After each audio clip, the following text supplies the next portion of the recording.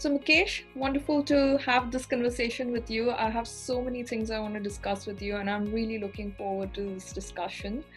I thought we'd begin with a slightly more domestic question on India's budget. Now, India's recent budget made a lot of concessions for NRIs or non residential Indians. So, how do you see these provisions working in encouraging investments into India from the diaspora?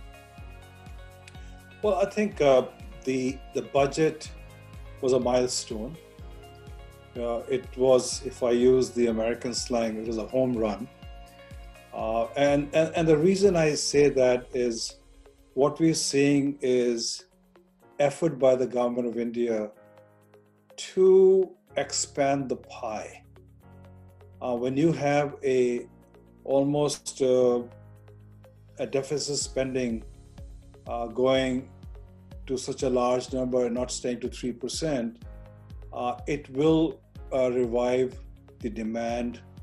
And once you have the demand going, it will push pressure on the supply side. So you will see the economic growth impacting in double digit in the coming year with this budget itself. That's one.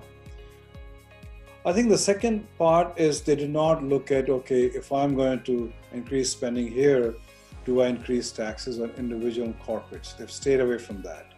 So it's not like stealing from Peter and paying Paul. It's like, how do I expand the pie so more people get a share of the bigger pie? I think finally, I would say that for the first time, I'm seeing budget giving a sense of stability to institutional investors, insurance companies having a equity now up to 74%. That gives them assurance that they can control their billions and billions of dollars of investment. So that helps.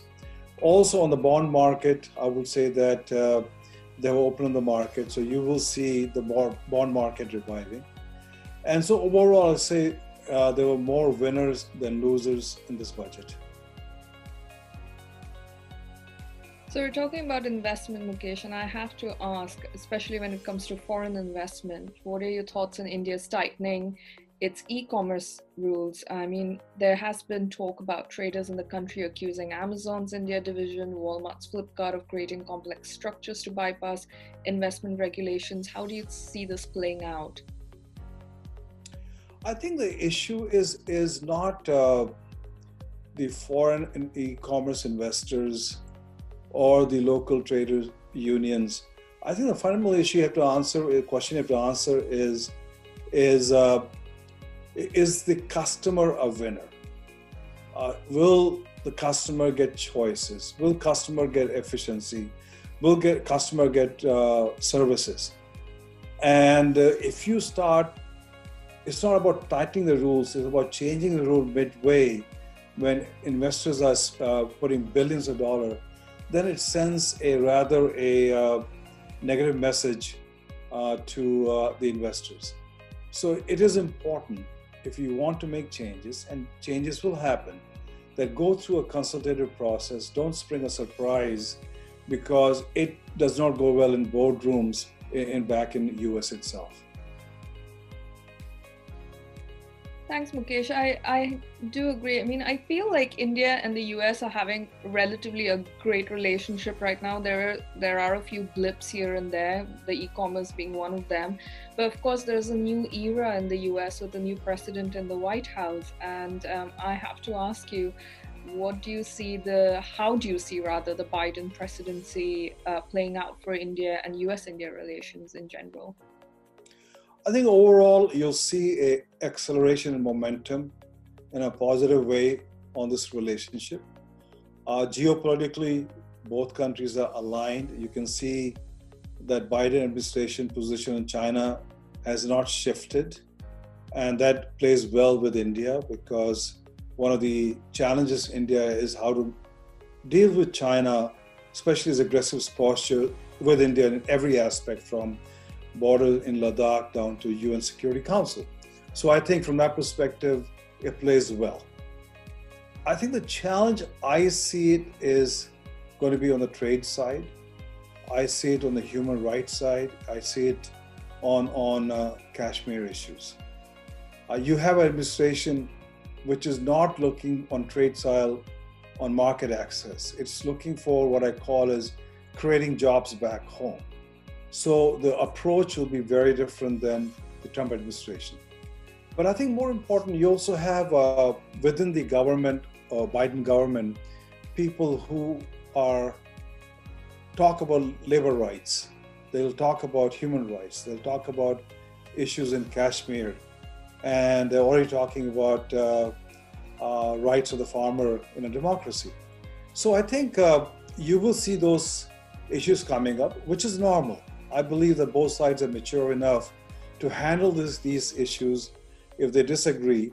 And because the bigger picture is that the relationship is strong, deeper, and win-win for both countries. So I don't see these to be a roadblockers, but more of a aberration, and you'll see relationship moving forward.